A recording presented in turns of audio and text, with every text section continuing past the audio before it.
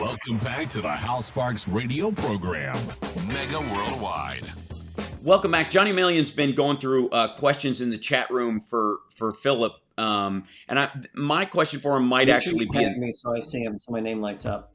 Yeah, that's right. So yeah, if you have a question for Philip, Johnny's in the chat. You can attach to him in there or whatever. Or if you're on Twitch or Facebook, you can put Johnny in all caps, and then a colon, so they'll that you should get your message right to him. He'll understand that, and then he'll be able to ask questions. But we already have 3 in there, so I'm curious, Johnny, what we have already. Yeah.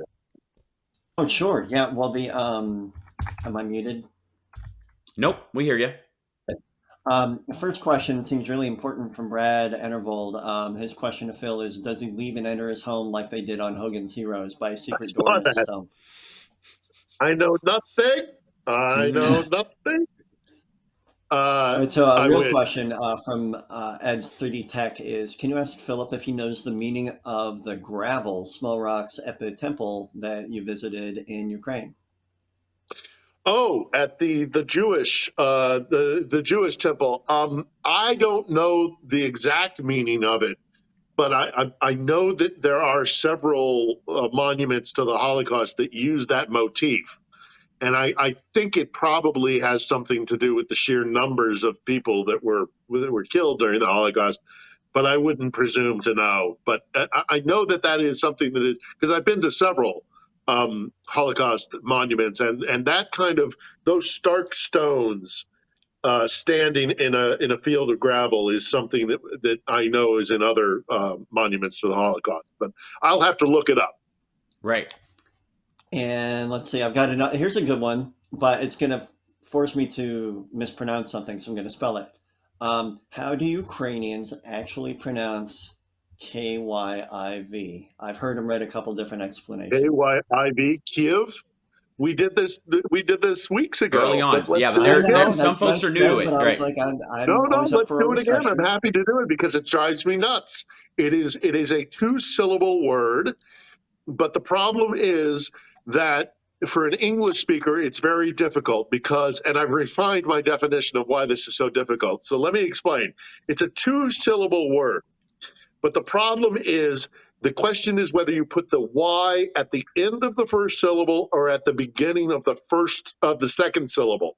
So for an English speaker, that distinction is very difficult. But for a Slavic language speaker, you can hear it. You can hear it clear. So I'll say it. In Ukrainian, it should be Kiev, Kiev, Kiev, Kiev. Whereas in Russian, and what they find is so offensive, it is Kiev, Kiev. That's what pisses them off. Pardon my French. Kiev, so as opposed to Kiev. Right. That's why it's so difficult, because for us, we using a Y at the beginning and making the distinction of a Y being at the end of a first syllable or at the beginning of a second syllable is something that we normally don't have in English. And so it's not that important to us. That's why I think so many of the media have fallen back on this simplified 1-syllable Kiev thing. And it drives me up the wall. It's like...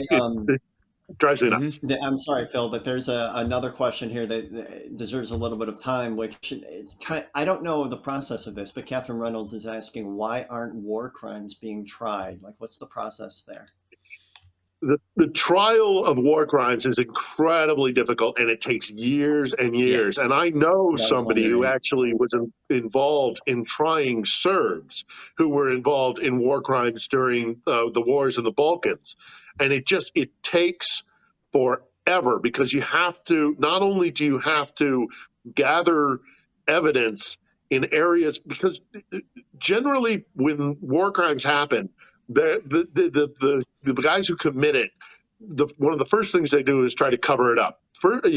They try to put it, they try to get it in remote locations, then they instantly try and cover it up. And then, so that what then has to happen is that an investigation team has to come into an area where oftentimes combat is still active, as it is here in Ukraine, albeit not in that particular area. But that has to be swept of mines. If there's unexploded ordnance all over the place, you have to do it very delicately and respectfully, because you also have to then be what you have to do is identify each and every body part and each and every body, and you have to backtrack who those people were, where they were. Are there any surviving family members? All that kind of stuff. And that has to be going on oftentimes in active war zones. Right. It's laborious work to gather evidence for a war crime investigation, but it has to be done meticulously. But then, even beyond that, what you have to do is then find the people responsible, who are usually then under the protectorate of whatever government was putting them out there to commit those crimes, or committed those crimes, and then now they're under the jurisdiction of that body. In this case, Russia, and in the Balkans, it was Serbia.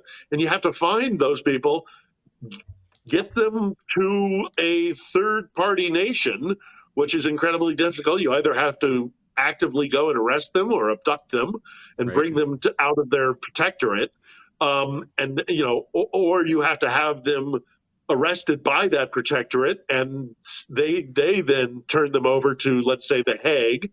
Usually only after they've lost the war horribly, like in terms of Germany.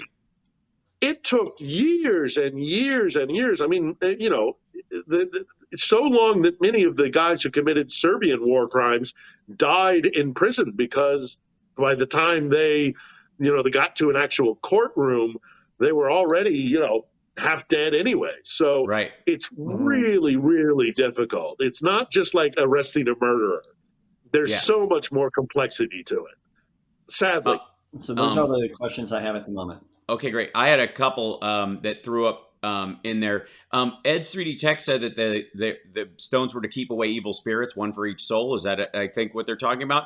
Jazz HD, I think this is a question for you, Phil. How available are pierogies? This is an important one, I think. Pierogies are very available. There are these wonderful things called vareniki.